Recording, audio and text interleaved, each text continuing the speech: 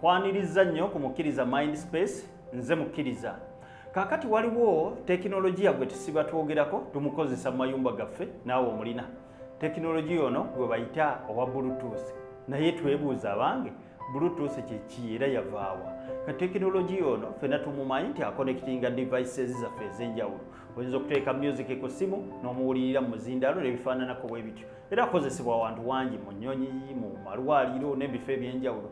Naye ne tutafaayo nnyo kumanya ye yavaawo era byatandika bitya. Kati Bluetooth eno okujja tugifune nga Bluetooth yatandikira ku Kabaka. Waliwo Kabaka omu yali mufuzi mu bitundu bya Scandinavia eyo. Bwe twogera ku Scandinavia tuba twogera ku Denmark, Norway ne Sweden, region eyo gye tuba twogerako. Kabaka ono yaliwo mu kyasa ky'ekkumi era yali mukulembeze mulungi. Sijja muyita mufuzi, kamuyite mukulembeze. Yali mukulembeze mulungi nnyo eyali mu kitundu ekyo era nayagalwa nnyo abantu olw'enkola ye ennungi, olw'obwenkanya bwe yalina saako n'okugatta abantu. Kabaka ono yalamula mu kitundu ekyo okuva mu mwaka gwa 1958 paka okutuukira ddala mwaka gwa 1986. Y'emyaka egikwatira ddala mu myaka 28.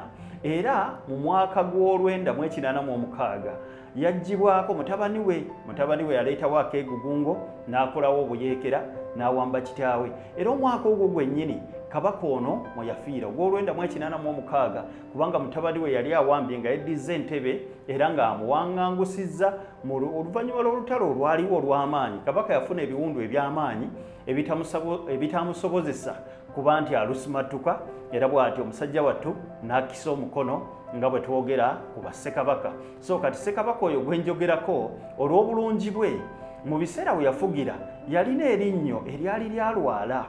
Erinnyo lino bwe lyalwala ne likola kkala oba langi eringa eya bbululu. Amannya g'amatuufu yali Harold Gomson. Naye olw'erinnya eryo baamuwaayo erinnya epaatiike kuba yalina erinnyo liri lyenkugambye ne bamuwa erinnya epaatiike lye tuyita nickname n'afuna erinnya erya Harold Bluetooth Gomson. N'abeera n'amannya 3 amatongole yadde nga liri lyajjanga paatiike. Kati olw'omulimu omunene gwe yali akoze ogw'okugatta amawanga ago okusingira ddala Denmark ne Norway n'abantu baamu n'okubakulembera obulungi, kati ne baga tekinologiya ono gwe tuyiyiza bamuyiya ddi nno wano mu mwaka gwa 1990 bwe batandikira okufuna ekirowoozo ekyo eky'okuyiya tekinologiya oyo nga kampuni eyakulemberamu ekyo bagiyita ya Ericsson Laboratories gye bakolera tekinologiya mu Sweden awo omwaka gw'90. Kati ne bagenda mu maaso n'okuzimba software oyo oba tekinologiya oyo ne bagenda mu maaso n'okumuzimba. Mu mwaka gw'97 yali atandise okuba nga agezesebwa akole 1997 yali atandise okuba nga agezesebwa akole ne batambulira ddala paka mu mwaka ogw'1999 lwe tufuna product eyasookera ddala ku katale eyali ng'erina Bluetooth. Ericsson nno teyafulumya yokka software ono. Bwe yatandikako yo waliwo kampuni endala ezeegattako okuba nti zongera okubunyisa n'okusaasaanya tekinologiya ono wa Bluetooth. Era kampuni zino ze twandiyise special interest groups SIGs. Mwalimu kampuni eya Ericsson yennyini of course, mwalimu kampuni eya IBM, mwalimu kampuni eya Intel, mwalimu kampuni eya Nokia, nembamu ne kampuni eya Toshiba. Kati kampuni ezo zayambako nnyo mu kwongera okukuza saako n'okwongerayo software oyo oba tekinologiya oyo okuba nga atutuukako olwaleero naffe okuba nga tumukozesa. Kati oluvannyuma waliwo essimu mwagiraba gye bayitanga Sony Ericsson yafuluma mwaka 2001. Essimu eyo zaali kampuni bbiri, eno Ericsson gye njogeddeko yennyini ne kampuni endala gye bayita Sony. Be bafulumya n'essimu eyo awo mpitiddewo buyiti zinaakonkakooneko omanye kampuni ki gye njogerako.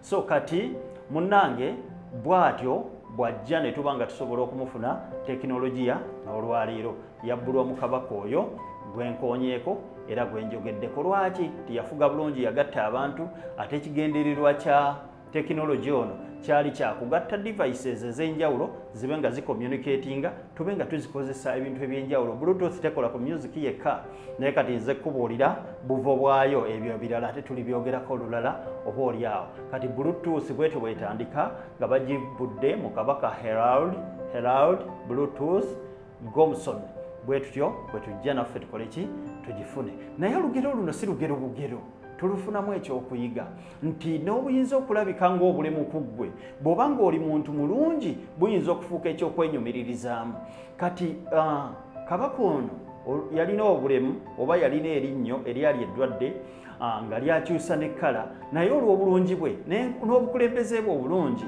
kyafuuka ekyokwenyumiririzaamu era ne bakituumamu ne tekinologi wuuyo kati yasaasaana ensi yonna yasaasaana amawanga gonna so kati ekyo kituwaaki ekyokuyiga tinaffe tukole ebintu ebitwogezaako obulungi bwe tuliba nga tuvuddewo abantu abasinga ffenna tusobola okubeera mu byafaayo naye kyebuuzibwa obadde otya mu byafaayo onooba ku luuyi olutuufu olw'ebyafaayo oba ogenda kubeera ku luuyi olukyamu olyogerwako ng'omuntu eyatta abantu olyogerwako ng'omuntu eyatulugunya abantu olyogerwako ng'eyaleka abantu nga bannamwandu bamulekwa olyogerwako ng'omuntu eyabbanga baka abasajja olyogerwako ng'omuntu eyaloganga ebyalo n'ebyalo olyogerwako ng'eyali malaaya asinga oba olyogerwako mu ngeri ndala oyinza oganze ndi bannafadda ndi bannagenda biriba binkwatirako wa naye jjukira ogenda kuleka abaana ogenda kuleka n'abazzukulu kati abaliddawo oluvannyuma balisobola okuggulira abaana b'oluggi abazzukulu bwe balyogera nti tuli bazzukulu bamukkiriza oluggi luli baggulibwawo oba baligobebwa ng'ebyonziira